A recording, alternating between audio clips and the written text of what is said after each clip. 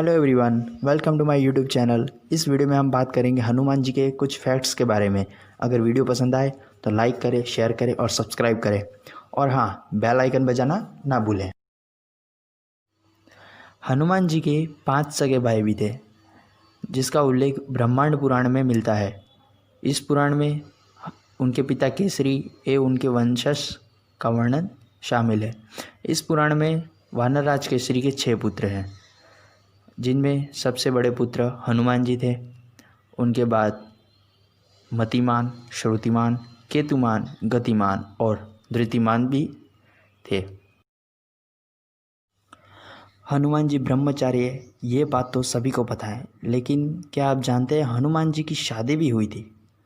दरअसल शास्त्रों के अनुसार हनुमान जी को सूर्य भगवान से 9 विद्याएं सीखनी थी, जो सूर्य भगवान जानते थे। सूर्य भगवान ने उन्हें शुरू की 5 विद्याएं सिखा दी, लेकिन बाकी की 4 विद्याएं सिखाने के लिए उन्होंने विवाह करने को कहा, क्योंकि बाकी की विद्या वो केवल विवाहित को ही सिखाते थे। उसके बाद हनुमान जी विवाह करने के लिए तैयार हो गए और सूर्य भगवान ने उन्होंने अपनी पुत्री यानी कि सुवर्चला के विवाह का प्रस्ताव रखा और हनुमान जी ने सुवर्चला से शादी भी कर ली।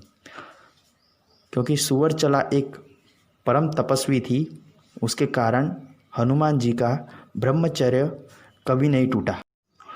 क्या आप जानते हैं हनुमान जी का नाम हनुमान कैसे पड़ा? जब वो बालक थे तो उनका नाम मारुति था और वो सूर्य भगवान को फल समझकर खाने के लिए चले गए, और जब उन्होंने सूर्य को अपने मुंह में रख लिया तो सारी पृथ्वी पर अंधेरा छा गया। और इस घटना से क्रोधित होकर भगवान इंद्र ने बालक हनुमान पर वज्र का प्रहार किया, जिससे उनका जबड़ा टूट गया और वह मूर्छित हो गए। इस घटना के बाद मारुति को हनुमान के नाम से जाना जाता है। ब्रह्मचारी होने के बावजूद हनुमान जी एक पुत्र के पिता भी थे। आपको ये जानकर आश्चर्य होगा कि ब्रह्मचारी होने के बावजूद हनुमान जी एक पुत्र के पिता थे। उनके पुत्र का नाम था मकरध्वज, और जिसका जन्म एक मछली के पेट से हुआ था। हनुमान जी जब लंका को जलाने के बाद अपनी पूंछ और अपने शरीर को ठंडा करने के लिए समुद्र में डुबकी लगाई, तो उनके शरीर से निकले पसीने को एक मछली निगल गई। बाद में उसी मछली के परत से एक पुत्र का जन्म हुआ, जिसका नाम था मकरध्वज। जब सीता जी ने हनुमान जी को उपहार दिया था तो हनुमान जी ने उसका अस्वीकार किया था। क्यों अस्वीकार किया था? भगवान राम के राज्य अभिषेक के बाद देवी सीता ने सभी लोगों को उपहार दिया था। इसी क्रम में उन्होंने हनुमान जी को एक खूबसूरत मोती का हार उपहार स्वरूप दिया था।